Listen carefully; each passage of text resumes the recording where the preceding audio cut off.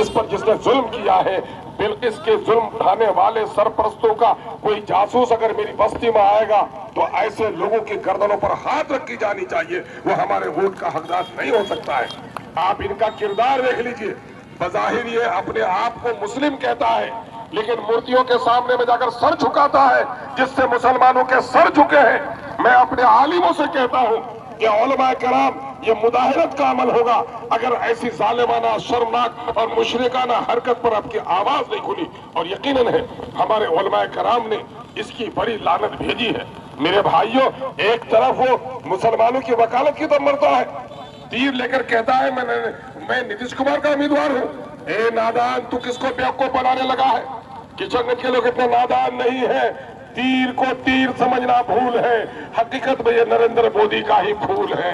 ہم سمجھ رہے ہیں کہ تمہاری سازش کیا ہے۔ اس قاتل سے بھی، اب مقتول سے ہمدردی بھی۔ اے ظالم منافق، کس سے اپنی محبت کا سینہ مانگے گا؟ سجدہ خالق کو بھی اور ابلیس سے یارانہ بھی کل حشر کے میدان میں بول اجر کس سے مانگے گا؟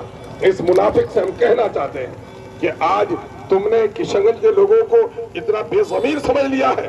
یقیناً ہے کہ تمہاری تصویر جب نظر آتی ہے تو گجرات میں ماؤں بہنوں کی عزت لوٹنے والے ظالموں کا عکس تمہارے چہرے میں نظر آتا ہے۔ آج تمہارے کرتے میں گجرات کے معصوموں کے قتل کے خون کے چھینٹے ہیں۔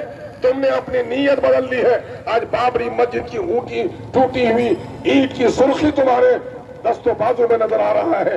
یقیناً ہے کشن گنج کے لوگوں نے تمہیں عزت بخشی ہے۔ اب کی بار ذلیل و خوار ہونا تمہارا مقدر ہے، کوئی طاقت تمہیں نہیں بچا سکتی ہے۔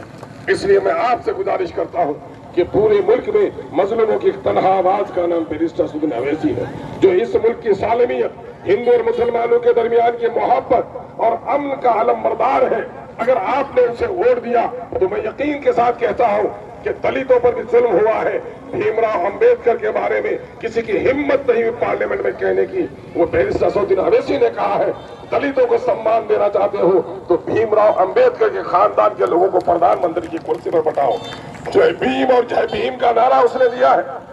ہم آپ سے گزارش کرنے کے لیے آئے ہیں کہ ان ظالموں نے سب نے ہم کو چوٹ پہنچائی ہے، اس لیے اب کی بار MIM کو ایک ایک ووٹ دے کر ہمیں خدمت کا موقع دیجیے، اور ہم امید کر آپ کو دلا رہے ہیں کہ علی گڑھ کی زمین پر تعمیر کا کام، ندیوں پر پلوں کی تعمیر کا کام، اس علاقے میں نوجوانوں اور کسانوں کے مسائل کے حل، یا کہ بچوں کی تعلیم کے سلسلے میں جو بھی لڑائی لڑنی ہوگی ہم مضبوطی سے لڑائی لڑیں گے۔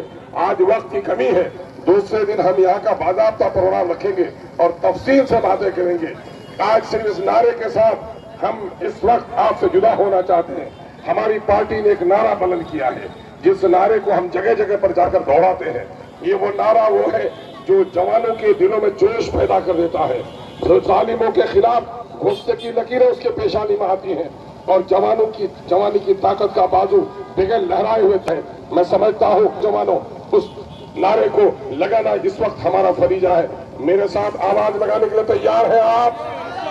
تو میں کہہ رہا ہوں، سب نے دیا ہے ہم کو چوٹ، اپنی پارٹی اپنا ووٹ، سب نے دیا ہے ہم کو چوٹ، اپنی پارٹی اپنا ووٹ، سب کے دل میں ہے کھوٹ، اپنی سب کے دل میں ہے کھوٹ۔ آواز ایسی دو کہ نریندر مودی کے کان پھٹ جائیں۔